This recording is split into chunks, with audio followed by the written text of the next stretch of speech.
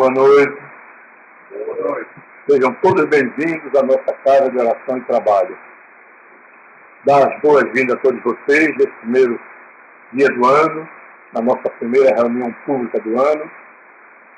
Todos nós, nessa noite, através da lição que vai ser passada pelo nosso irmão Cordeiro, trabalhador da nossa casa, possamos sair daqui fortalecidos. E com esses ensinamentos, nós possamos fazer o melhor pela nossa doutrina. Quando perguntado aí fora, através dos nossos irmãos, que têm alguma curiosidade de saber o que é o Espiritismo, para que serve o Espiritismo, e nós termos uma base de fundamentos para responder e assim prestar um serviço à nossa doutrina, divulgando-a. Então, com esse propósito, é que o nosso irmão Cordeiro, hoje escalado, vai passar para nós a lição da noite de hoje. A nossa mesa hoje está composta por Mariana, que vai fazer a prece final. Eu, José Paulo, que estou dirigindo o trabalho e vou fazer a prece inicial. E José Cordeiro, que vai fazer a exposição dos trabalhos da noite de hoje. Vamos aproveitar esse clima, esse momento, fechar os nossos olhos, elevar o nosso pensamento ao alto, agradecer a Deus esse momento e pedir por todos os nossos governantes, que eles, com o propósito que têm em suas campanhas políticas, de formalizar leis que venham a proteger a nossa comunidade, que delega poder através do voto a eles, que eles pensem nisso, se propõem assim a trabalhar pelo povo e não por eles mesmos. Que Deus, na sua infinita bondade, Jesus, a espiritualidade, ajudem-nos para que eles possam assim, através dos propósitos e das promessas políticas, colocá-los todos em prática em favor da grande maioria que é o povo. E assim, nesse momento também pedir pelos nossos irmãos que estão vagando pelas ruas, sem teto, sem trabalho, sem alimento, sem um norte, alijado da sociedade, que eles possam serem ajudados, orientados e guiados pelos seus guias, mentores espirituais, para que eles possam, assim, nessa existência, tornar uma existência positiva para todos eles. E assim, com essa rogativa, nós pedimos permissão a Deus, a Jesus, a Maria, nossa mente espiritual, o mentor da nossa casa de oração e trabalho, Frei Fabiano de Cristo, para darmos por iniciados os trabalhos da noite de hoje. Que assim seja. E assim passamos a palavra para o nosso irmão Cordeiro, que vai fazer a exposição do trabalho da noite de hoje. Que a paz do Senhor esteja conosco. Bom, feliz ano novo para todos. Esse ano tão especial, hoje também um dia especial, nós estamos aqui por acaso, mas o ano, como um todo, especial para Telequianos. De fato, agora o mais 90, iniciando, O projeto já iniciou, e esse é o nosso ano 90, o ano dos 90 anos do Telec. Um trabalho que a espiritualidade já vem organizando há um bom tempo, a parte prática material. Ela começa a ganhar forma nesses 90 anos, em 2016. A gente já percebe toda uma estruturação voltada para o crescimento da própria instituição, crescimento material e, consequentemente, esse espaço material crescendo, as atividades também espirituais crescem juntas. Todo um trabalho de interatividade.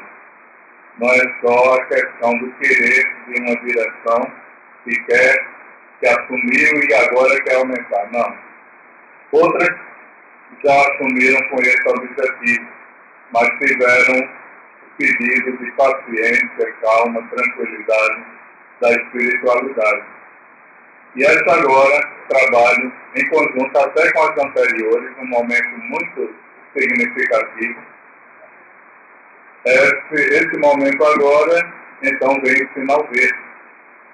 E estamos aí iniciando esse trabalho tão importante para o SELEC, o projeto Mais 90, projeto de ampliação da casa, onde o objetivo maior é trazer para o nosso espaço todos os trabalhos desenvolvidos pela casa.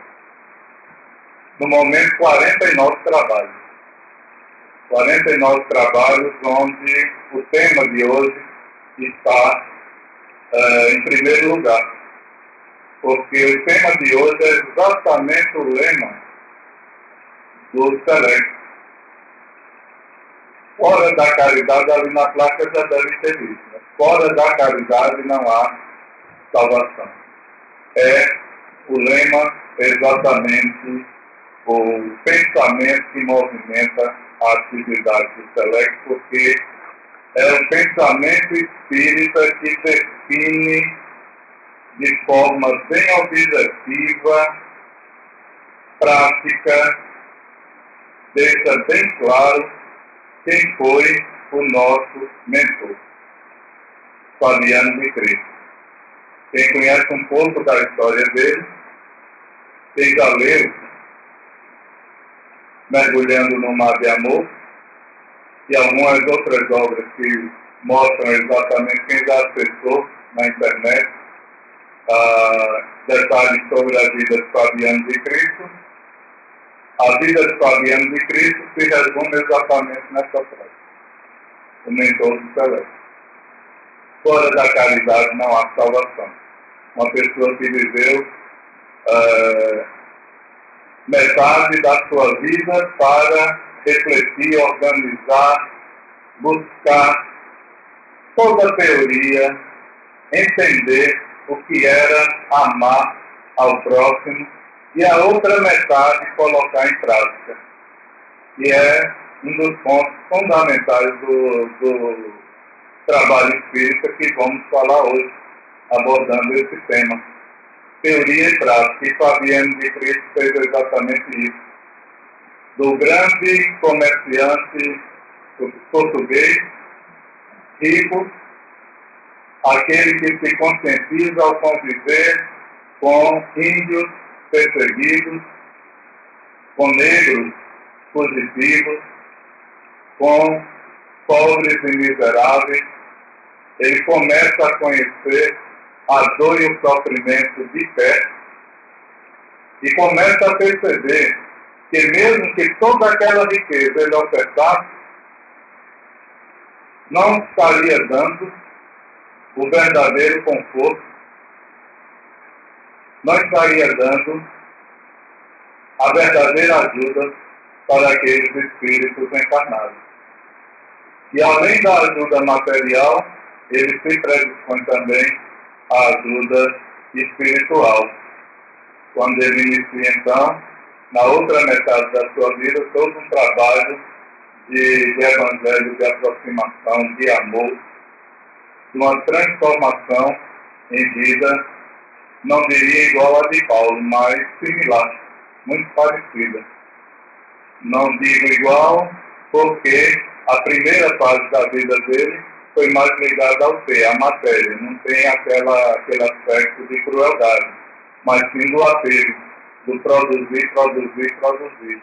E a segunda metade do produzir a riqueza espiritual, se desapegando gradativamente da riqueza material, até se tornar um freio, um monge, voltado exclusivamente, totalmente para o amor, para o bem, para o amor ao próximo.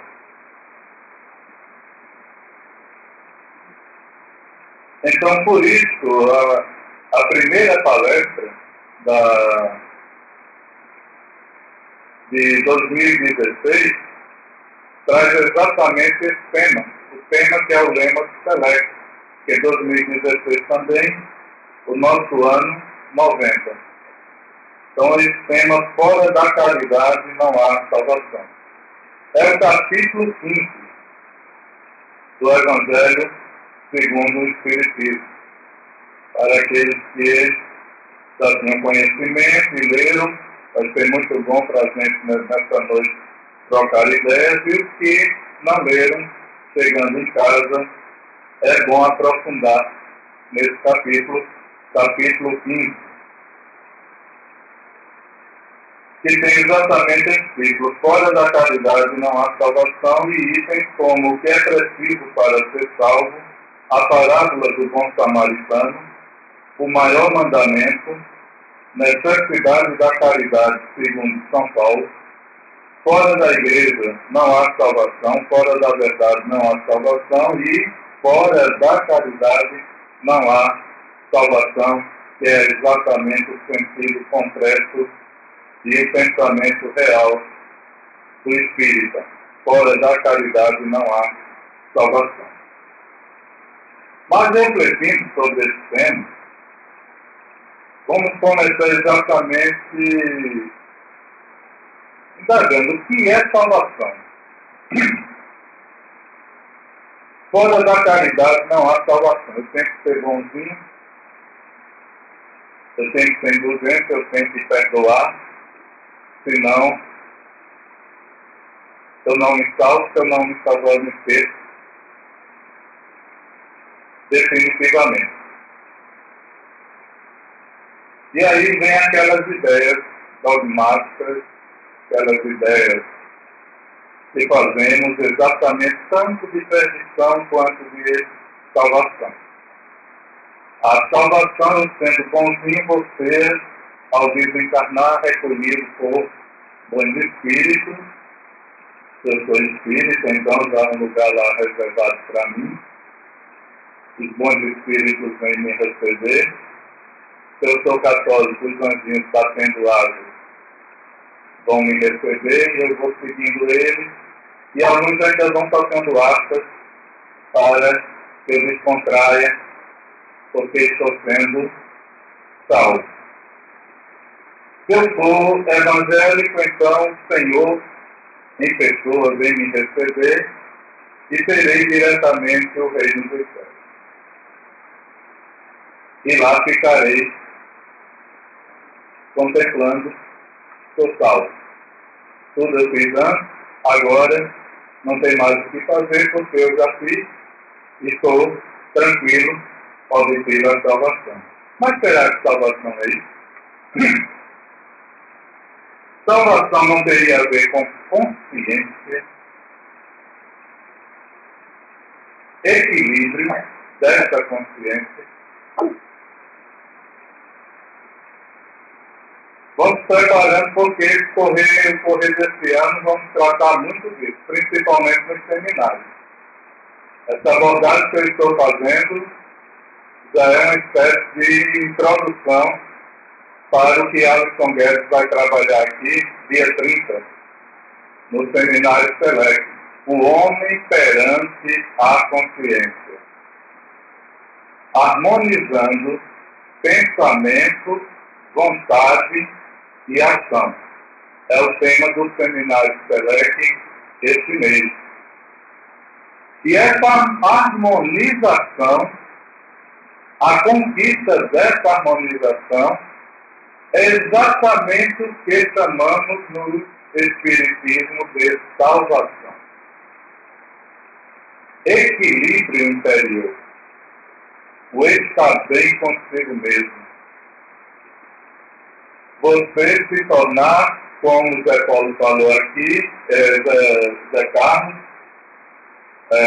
na quarta-feira, um dia todos nós seremos anjos, e cantor, fez todos se interagirem, e na prática é exatamente isso. A salvação que buscamos é exatamente essa angelitude. É a consciência e o equilíbrio espiritual. O estar de bem consigo mesmo, mas não para parar e contemplar os que estão tentando. Muito pelo contrário.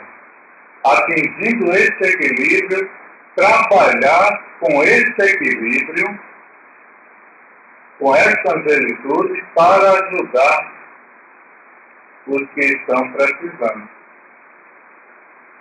E a gente já vê isso no próprio Evangelho, quando fala de espíritos elevados, que não tiveram, não encarnaram nesse planeta.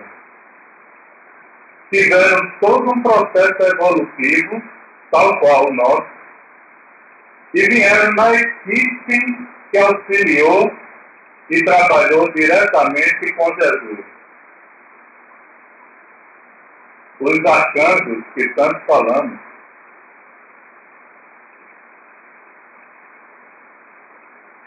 os anjos, e aí vamos encontrar santos que a igreja classifica de santos, pessoas com capacidade mediúnica que tiveram contatos com esses espíritos elevados. Gabriel, Rafael, Miguel, são citados e são considerados santos pela igreja. Mas você não tem a história da encarnação física deles nesse planeta.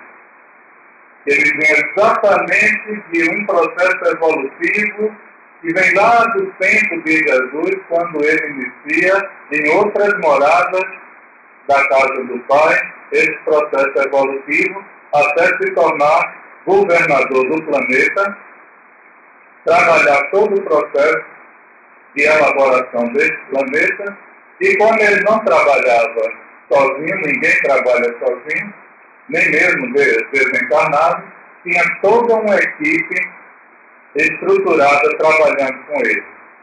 Espíritos que precisaram encarnar, espíritos de alta envergadura que vieram antes, durante e depois da passagem dele. E espíritos que continuaram desencarnados, mas que necessitavam contactar, estabelecer comunicações com aqueles que estavam encarnados. Gabriel tem contato com Zacarias, tem contato com Maria, que são espíritos. Inclusive tem um livro, A Mediunidade de Santos, de Cláudio Tavares. Muito bom, fala sobre esse processo evolutivo e essa caridade divina para com tantos espíritos. A Mediunidade dos Santos. Muito interessante, um livro que foi estimulado bastante por Chico Xavier para que o Clóvis escrevesse. Tem um prefácio de Emmanuel bem interessante, onde a gente vai ver dimensões interessantíssimas da caridade, até mesmo com o próprio autor, o Clóvis, e todas as dificuldades que ele viveu nesse trabalho. E o Clóvis Tavares é um dos criadores da evangelização infantil no Espiritismo, no Brasil, e um dos criadores do Evangelho no lar, a assistência feita, a visita feita às casas, ele também é um dos criadores. Uma história muito bonita, a do Clóvis Tavares. Salvação é exatamente isso. A salvação é a conscientização do seu papel no processo evolutivo, nessa encarnação, em outras e nas próximas que virá. E a partir daí todo o trabalho de harmonização interior. passando por diversas etapas. Quando ficamos admirados com Chico Xavier, Madre Teresa de Calcutá, Irmã Dulce, são espíritos que estão aproveitando exatamente suas encarnações, aproveitaram para trabalhar de maneira inteligente e precisa o processo evolutivo. E não só trabalhar para si, ajudar todo um contexto, toda uma comunidade de espíritos encarnados a desenvolver também esse processo evolutivo. Que é exatamente atingir a consciência do que é, por que estamos aqui, para quê e como vamos evoluir gradativamente. E o que é caridade?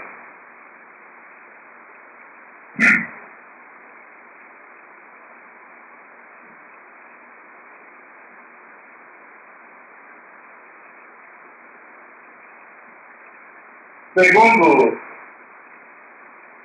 Jesus, que exatamente a definição que nós usamos na doutrina espírita, a benevolência, a indulgência e o perdão das ofensas. Colocar em prática exatamente esses itens. E ele é um grande exemplo prático dessa definição teórica. Ele definiu e colocou em prática durante os 33 anos que ele aqui passou. Toda a moral de Jesus se resume na caridade e na humildade. Quer dizer, nas duas virtudes contrárias ao egoísmo e ao orgulho. Em todos os seus ensinamentos, ele mostra essas virtudes como sendo o caminho da felicidade eterna. Bem-aventurados, disse ele, os pobres de espírito, quer dizer, os humildes, porque deles é o reino dos céus. Bem-aventurados os que têm puro o coração. Bem-aventurados os que são brandos e pacíficos. Bem-aventurados os que são misericordiosos. Amai o vosso próximo como a vós mesmos. Fazei aos outros o que querereis que vos fizessem. Amai os vossos inimigos. Perdoai as ofensas, se quiserdes ser perdoados. Fazei o bem, sem ostentação. Julgai a vós mesmos, antes de julgar os outros. Humildade e caridade. Julgai humildade e caridade. Eis o que não cessa de recomendar. E ele mesmo dá o exemplo. Orgulho e egoísmo, eis o que não cessa de combater. Mas faz mais do que recomendar a caridade. Coloca claramente, em termos explícitos, como a condição absoluta da felicidade futura. No quadro que Jesus deu do julgamento final, é preciso, como em muitas outras coisas, separar a figura e a alegoria. Há homens como aqueles a quem falava ainda incapazes de compreenderem as coisas puramente espirituais. Devia apresentar imagens materiais, surpreendentes e capazes de impressionar para melhor ser aceito. Devia mesmo não se afastar muito das ideias vigentes, quanto à forma, reservando sempre para o futuro a verdadeira interpretação de suas palavras e pontos sobre os quais não podia se explicar claramente.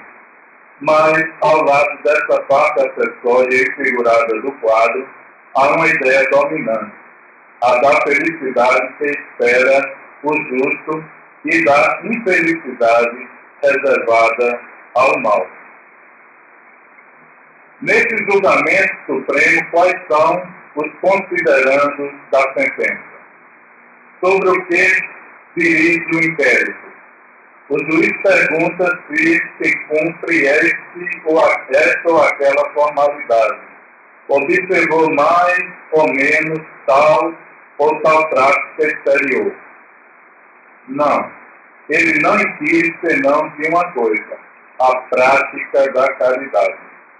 E sentencia dizendo, vós que assistis vossos irmãos, passei à direita, vós que fostes duros para com eles, passai à esquerda. Ele se informa da ortodoxia da fé, faz uma distinção entre aquele que crê de um modo e o que crê de outro? Não. Porque Jesus coloca o samaritano considerado herético, mas que tem o amor ao próximo, acima do ortodoxo que fala com caridade. Jesus não faz, pois, da caridade somente uma das condições de salvação, mas a única condição. Se houvesse outras a serem preenchidas, ele as teria mencionado. Se coloca a caridade no primeiro plano das virtudes, é porque ele espera implicitamente todas as outras, a humildade, a doçura, a benevolência, a indulgência, a justiça, etc. E porque é a negação absoluta do orgulho. E aí fica bem claro, né? E o trabalho de Jesus é exatamente esse. O grande exemplo. Mas estamos aqui, 2016, mais uma vez falando, admirando, reconhecendo o teor, a essência das palavras de Jesus, a teoria da caridade mais bela, estamos sempre a reconhecer, elogiar, recomendar. Estamos aqui mais uma vez, 1º de janeiro de 2016. 2016 anos se passaram. Mas ele não só foi teoria. Ele foi prática. Ele colocou esse pensamento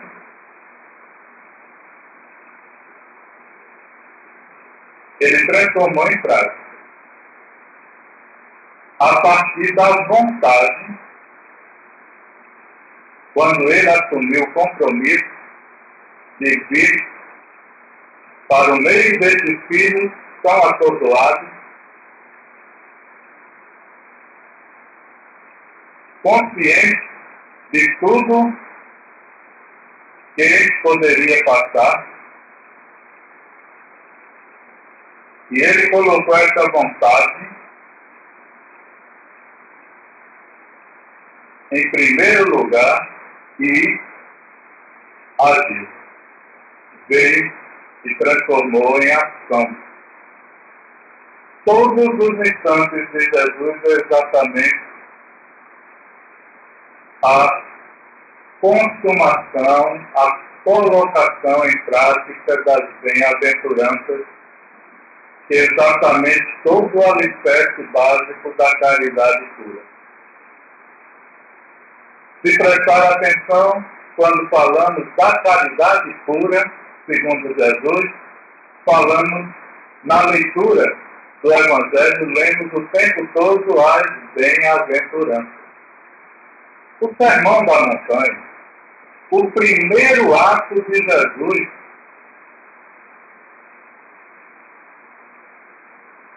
aos 30 anos, a partir dos 30 anos, os 3 anos que ele emitiu esse conhecimento, essa mensagem, o primeiro ato foi exatamente o Sermão da Montanha, as bem-aventuranças, as lições sobre a caridade pura. E daí para frente, todos os atos e atitudes de Jesus é exatamente com base nessas regras, normas divinas que ele coloca. A lei divina. E que a gente, desde aquela época, o combate eu acho interessante, está sempre atrelado, busca, aplaude, mas e a prática?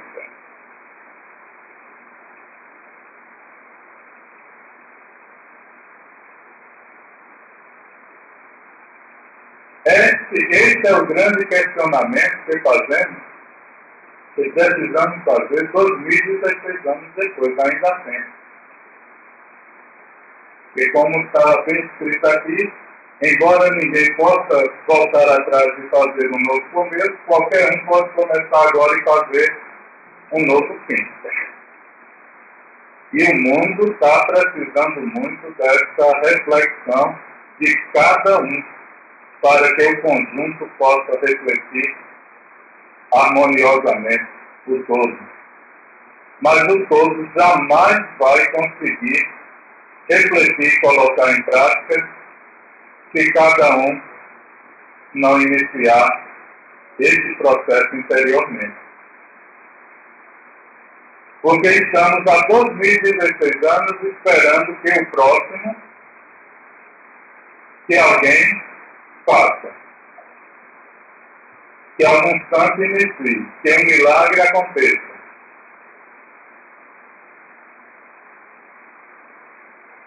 Sempre protelando, colocando para adiante. E agora não só o mundo está necessitando, como cada um também. Estamos aí a estresse, depressão, tantas doenças estranhas, esquisitas aparecendo, e não sabemos como, mas nascendo de cada um. Desse conjunto doente, está precisando em mim refletir mais sobre os ensinamentos de Jesus e colocar em prática. Sair do campo intelectual para o campo prático. O maior mandamento, amar ao próximo como a si mesmo.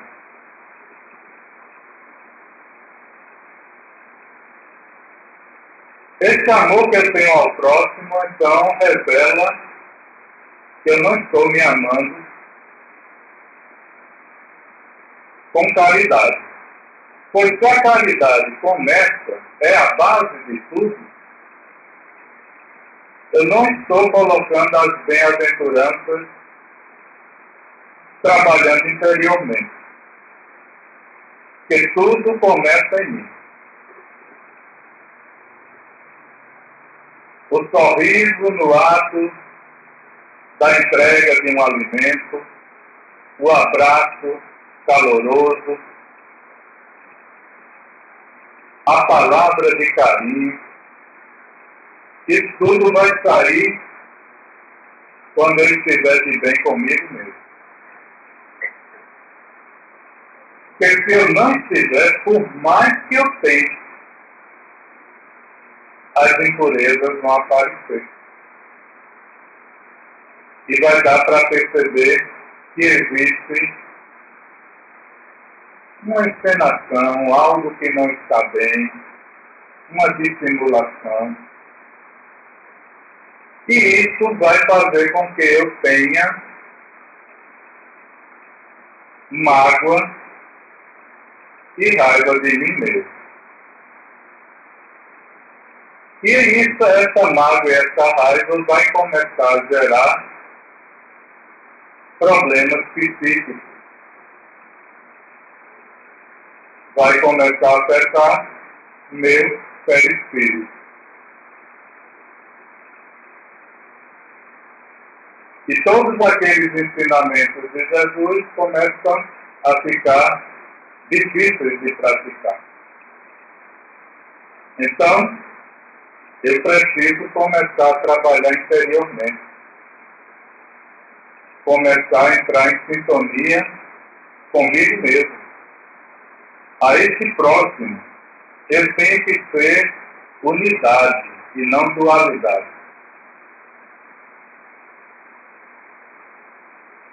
Esse espírito que está encarnado, ele precisa transformar em mim. O Filho de Deus, o espírito que está buscando evoluir, que está buscando conscientização, harmonização interior, e nessa busca também estimulando os demais a participar e a crescerem juntamente comigo. E se eu começar a entrar na dualidade, eu vou começar a utilizar máscaras sociais, culturais, familiares, religiosas, e essas máscaras não sou eu. E elas vão entrar em conflito. E vão começar a se desentender. E vai chegar um ponto que eu vou ter medo até de me olhar no espelho. Eu não sei quem é que eu vou estar vendo.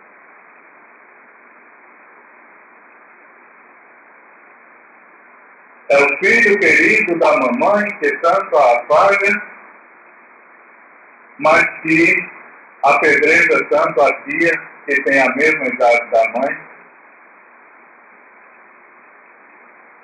É o amigo correto e leal de fulano e beltrano, mas que prejudica, engana, ciclano. É aquele que, ao entrar o portão do centro, se transforma no espírita correto, simpático, mas ao entrar o portão da casa, já reclama logo com um dos familiares, porque tem uma latinha ali com água e pode ser bem, você está doido, isso aqui já se transforma em outra pessoa.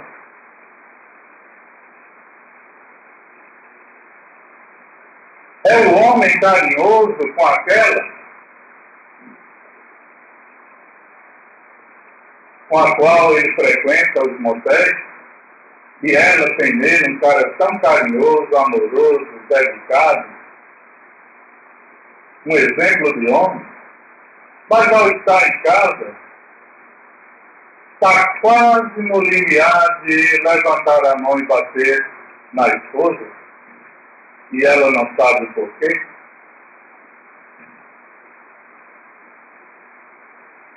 É o cara que cria a imagem do socialmente correto, prestativo, participa de campanhas assistenciais, está nas fotos, nas entrevistas, tem cargo importante, mas que participou das falcatruas, do desvio do dinheiro que era para comprar material para hospitais na área de saúde e está construindo uma mansão em Miami com esse dinheiro juntamente com um grupo de 5 pessoas. E um dia, quando a imprensa descobre esse outro, que quer conversar com esse outro, aí eu tenho que correr. Ou então apelar para o socialmente correto e lembrar que eu já dei cestas básicas também. E colocar uma campanha na televisão mostrando o momento que eu estava abraçando uma pobre velhinha, entregando uma cesta básica enorme. Para mostrar que sou bonzinho. Faces, faces, faces, máscaras e máscaras. Diversas pessoas agora se confundindo e se confrontando em uma só. E a consciência? E o equilíbrio? Que trazemos desde lá, da origem, da ignorância, mas já sabemos, vamos crescendo, sabendo o que é certo e o que é errado. E esse ser, como é que está? Então a caridade pura, quando Jesus falou, ela precisa começar por essa transformação interior. Porque se não fosse assim, quando Judas falhou, seria ele, estava previsto para ele o trabalho de Paulo. Paulo seria o auxiliar, aquele que iria acompanhar o trabalho que outros fizeram. Mas Judas seria praticamente aquele que iria tirar Paulo da saveta. Mas antes Judas falhou. Mas o Senhor sempre tem um plano A, B, C. Aquilo que é preciso acontecer, acontece. Como Allan Kardec um dia perguntou: e se eu não quisesse fazer esse trabalho? E a espiritualidade disse: um outro já estaria previsto. E logo depois de Allan Kardec, a gente percebe ali Leon Denis. Faz um trabalho bem naquela linha similar e seria ele trabalhar, mas não foi preciso. Mas Judas falhou. E Paulo, então, foi requisitado. Mas não foi aquela transformação do Senhor chegar: Paulo, agora eu sou bonzinho. Se ergue daí, cai em campo e vai trabalhar. Não. Paulo passou por todo um processo de reforma interior. Contato mediúnico, a audição, escutar a voz de Jesus, a cegueira, conhecer Ananias, depois a cura, ter acesso aos escritos de Estevão, ter acesso a muitos escritos evangelhos dos apóstolos, 2 anos isolados, ele com ele mesmo. Imagina que briga deve ter sido, né? O Saulo e o Paulo buscando o entendimento. Até ele se considerar preparado e se colocar à disposição para o trabalho. E aí enfrentar a família, a sociedade, porque a transformação implicava em mudanças que ele tinha que enfrentar e precisava estar fortalecido interiormente naquele objetivo que ele tinha. Ser caridoso com ele mesmo para poder ser caridoso com o próximo. E aí ele começa um trabalho similar ao de Jesus, que é um dos trabalhos de maior divulgação dos evangelhos, de divulgação do cristianismo. E esse diz Paulo,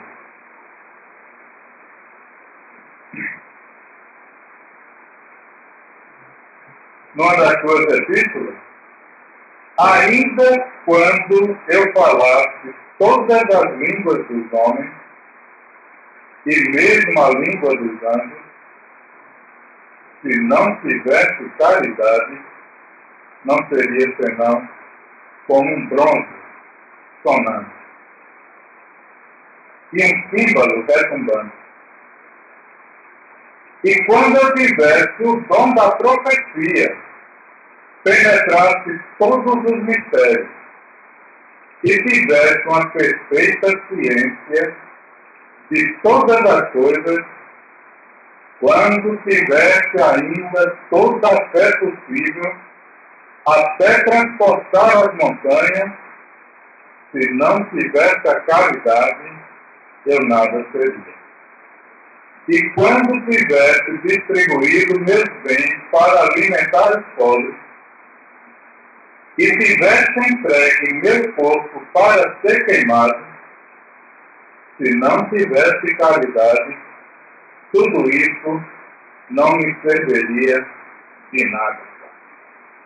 A caridade é paciente, é doce e bem-fazeja. A caridade não é invejosa, não é temerária e precipitada, não se enche de orgulho, não é desdenhosa, não procura seus próprios interesses, não se melindra e não se irrita com nada. Não suspeita mal, não se regozija com a injustiça, mas se regozija com a verdade. Tudo suporta, tudo crê, tudo espera, tudo sofre. Agora, essas três virtudes, a fé, a esperança e a caridade, permanecem, mas entre elas, a mais excelente é a caridade. São Paulo, primeira epístola aos Coríntios, capítulo 8, versículos de 1 a 7 e o versículo 13. São Paulo, de tal forma, compreendeu esta verdade que disse: ainda quando eu tivesse a linguagem dos anjos, quando eu tivesse o dom da profecia e penetrasse todos os mistérios, quando eu tivesse toda a fé possível, até transportar as montanhas, se não tivesse caridade, eu nada seria. Essas três virtudes, a fé, a esperança e a caridade, a mais excelente é a caridade. Ele coloca assim, sem equívoco, a caridade acima mesmo da fé, porque a caridade está ao alcance de todo mundo, do ignorante e do sábio, do rico e do pobre, e porque independe de toda crença particular. E fez mais, definiu a verdadeira caridade, mostrou-a não somente na beneficência, mas na reunião de todas as qualidades do coração, na bondade e benevolência para com o próximo. E ele diz isso exatamente porque a caridade começa dentro de nós. E ele viveu essa experiência. Pois ele tinha tudo para se julgar diante do que ele estava descobrindo, da verdade que ele estava descobrindo, se julgar um amaldiçoado, perdido, condenado, indigno de Deus. Mas ele consegue entender ele mesmo, enfrentar ele mesmo, superar ele mesmo, se transformar no Paulo, ter caridade com ele mesmo. A caridade pura, ele começou a trabalhar com ele, quando ele foi benevolente com ele. Errei, mas quantos não erram?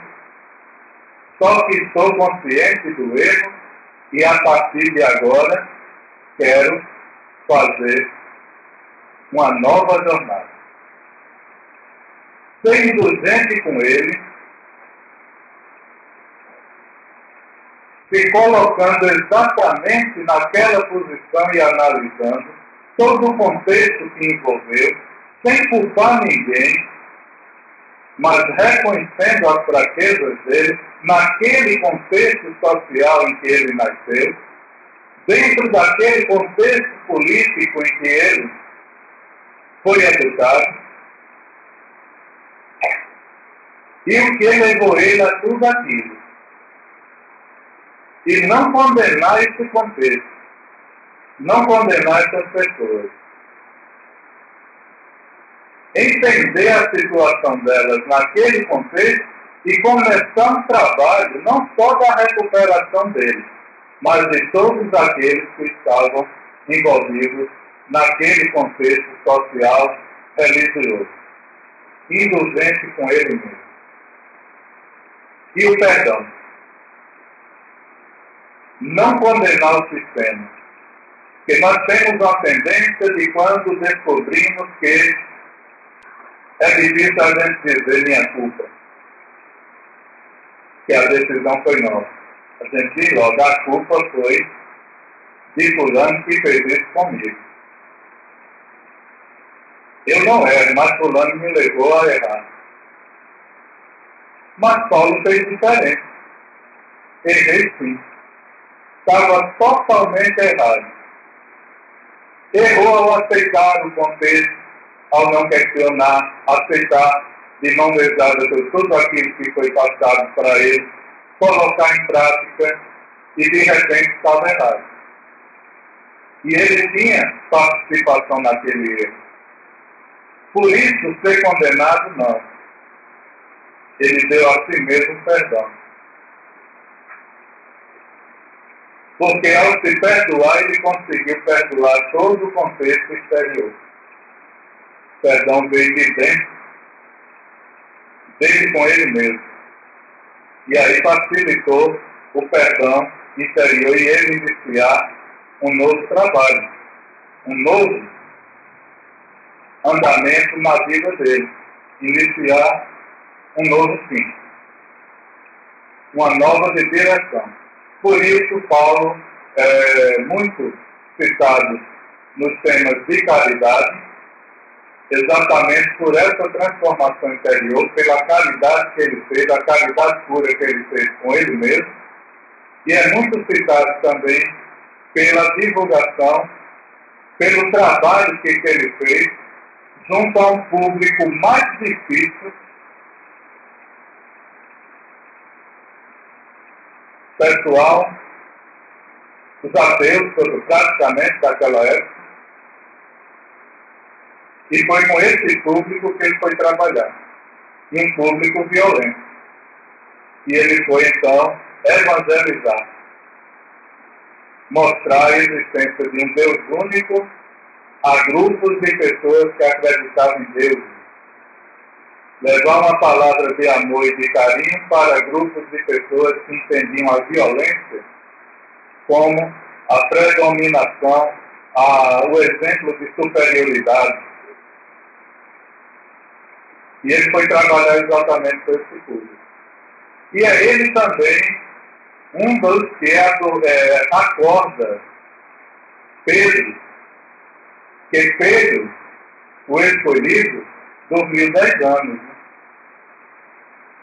Jesus disse todas aquelas palavras para Pedro. Pedro conheceu que tinha uma missão, um trabalho na propagação das ideias de Jesus e também seria um exemplo, mas o pescador, após o desencarne de Jesus daquela forma, ficou vou ou não vou, transitando só ali na casa do caminho.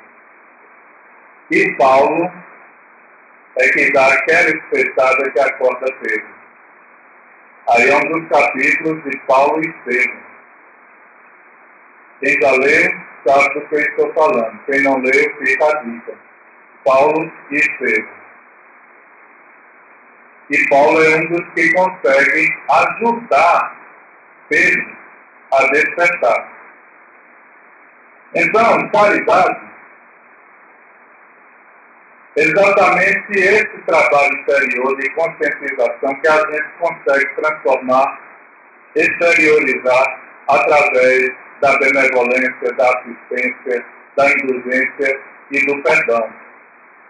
Sempre segundo os interesses da maneira mais pura possível. cada vez que se pratique com mais pureza possível, até atingir a pureza, a essência mesmo da pureza. Então, fora da igreja, esse pensamento, fora da igreja não há salvação, se mostra errado. Fora da verdade não há salvação, também é limitado. Fora da verdade, vai me deixar no campo da intelectualidade. Eu posso conhecer a verdade no campo da inteligência.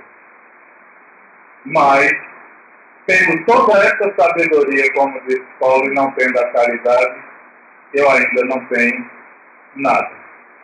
Fora da igreja eu vou limitar a uma ideia. Eu vou limitar pessoas. E aquele ateu que é bom, que ajuda, que faz a caridade pura. Conta-se que certa vez uma mulher, conversando com Chico Xavier, diz: olha, eu queria uma ajuda muito grande para o meu marido. E não sei como. Aí Chico Xavier diz: por quê? Olha, ele é um bom pai de família, um bom amigo, ajuda as pessoas. Ele não consegue ver alguém com uma dificuldade que ele não vá lá e ajude. Uma pessoa que deu amor, dedicação a todos na família, na vizinhança. Um exemplo, mas que ele não tem religião, ele não é espírita, ele não é católico, ele não é evangélico.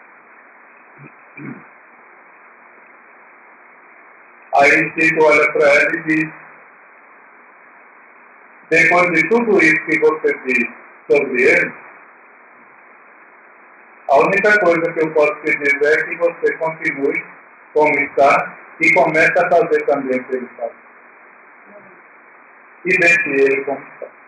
Vocês estão ótimos. Muito bem.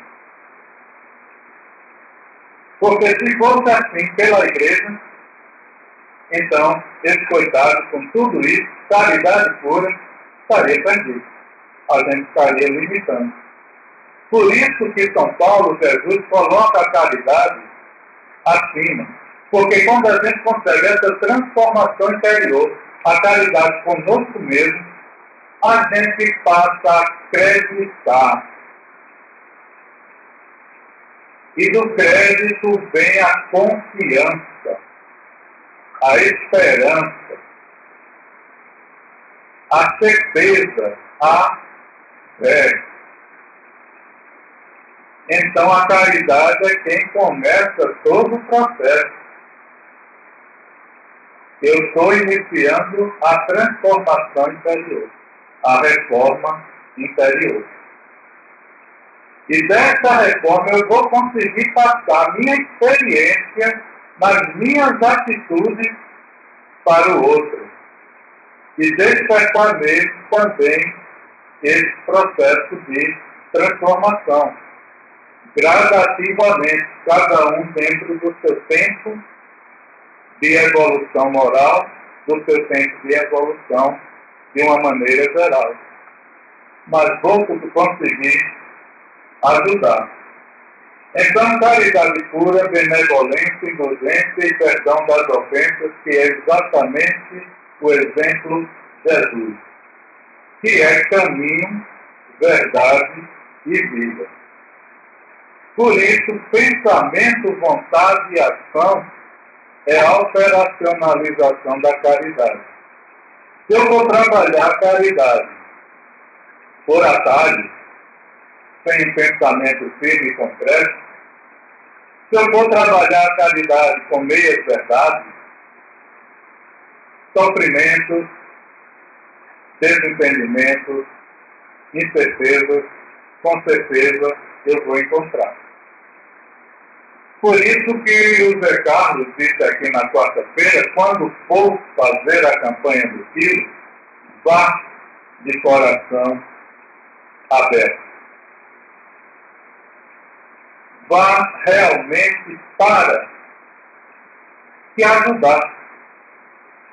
Porque no processo que você se ajuda, que você resiste às ofensas, que você consegue aquela evolução naquele momento, você ajuda o outro também a rever a posição que está tomando. A gente sente isso na campanha do Tila, a gente sente isso no pedágio. Como a gente consegue ajudar, às vezes, uma pessoa que xinga a gente, e a gente sorri e entrega uma mensagem, já aconteceu no meu caso, da pessoa voltar atrás, pedir desculpas e ajudar. Porque a reação não foi a que ele esperava. Foi exatamente uma reação mais evoluída. E que fez ele refletir imediatamente. O que é que eu fiz?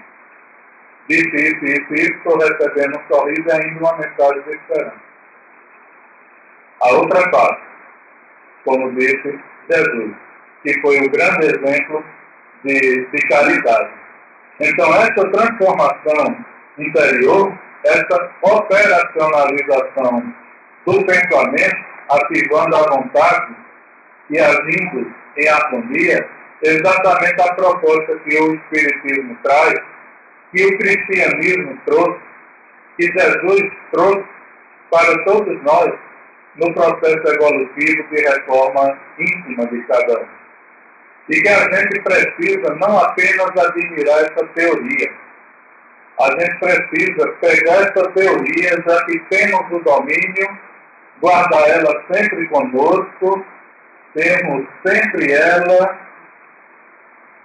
não só assim, guardar e estender as mãos para a prática, com base nela. O exemplo de Jesus. Colocar em prática. Que aí a gente vai entender exatamente o que é bondade, a gente vai entender o que é indulgência, a gente vai entender o que é perdão. Porque vamos começar a crescer e a crescer com o outro. E ver o outro de uma forma diferente. Ver o outro como um próximo, como um verdadeiro irmão. Então, salvação nesse sentido de conscientização, de consciência, porque fora da caridade não há conscientização e equilíbrio do espírito. Portanto, não há salvação. Então, trouxe essa exposição como uma espécie de introdução, como eu disse no começo, para toda a temática que vamos trabalhar durante o ano, principalmente nos seminários selectos, que vai trabalhar em torno da consciência, do iluminando consciência. Select, 90 anos, iluminando consciência. E a consciência, a conscientização e o equilíbrio é exatamente a salvação que estamos buscando. E logo, agora, dia 30, com Alisson Guedes, vamos ter esse tema de novo de forma mais aprofundada. O homem perante a consciência. O homem se transformando num homem de bem, que é o grande exemplo do consciente equilibrado. O homem perante a consciência, harmonizando pensamento, vontade e ação. O que pensa de positivo, a vontade busca e a ação pratica, para não ficar oscilando pensamento bom, vontade considerando aspectos e ação totalmente diferentes, o que vai gerar um conflito interior. E precisamos surgir desse processo. Muita paz para todos e desculpa, Zé Paulo, os 4 minutos também. É isso. É importante. Bom, pessoal, só agradecer a Cordeiro pela belíssima exposição e a todos vocês, né? Estão ocupados com vocês mesmos. Estão aqui, esse primeiro dia do ano, atrás e em busca de informações e aprendizado, para poder, assim, alcançar o objetivo traçado por nós no mundo espiritual, que é a nossa evolução espiritual. Esperamos que todos vocês, neste ano, tenham dado o primeiro passo para atingir esse objetivo traçado por vocês mesmos. O passe hoje é coletivo. Bom, o passe hoje é coletivo. Pedimos aos passistas que se posicionem. Por ocasião da prece final, eleve o pensamento ao alto e sintonizem as suas necessidades e as necessidades também daqueles nossos irmãos que estão nos hospitais, nossos parentes que estão precisando. E assim passamos a palavra à nossa irmã Mariana, que vai fazer a prece final dos trabalhos da noite de hoje. Vamos continuar a nossa paz e prosperidade. Agradecer os ensinamentos que você teve hoje. Agradecer aos nossos amigos e irmãos que estão aqui presentes, encarnados e desencarnados. Vamos fazer a prece do nosso Pai Celestial. Senhor, que estás no céu, santificado seja o teu nome. Venha a nós o teu reino. Seja feita a tua vontade, assim na terra como no céu. O pão nosso de cada dia nos dai hoje. Perdoa as nossas ofensas, assim que nós perdoamos as nossas ofensas. E não nos deixes cair em tentação, e livra-nos de todo mal. Que possamos seguir para o nosso lar e fazer brotar a sementinha de paz, de amor, de doação e de caridade que foi tomada no nosso dia. E em nome de Deus, Jesus, nosso irmão maior, Maria, nossa mãe espiritual, mentor da nossa casa de oração e trabalho, 3, Fabiano de Cristo, damos os trabalhos da noite de hoje para encerrar. E todos vós, voltem aos seus lares, na paz do Divino Mestre Jesus. Que assim seja.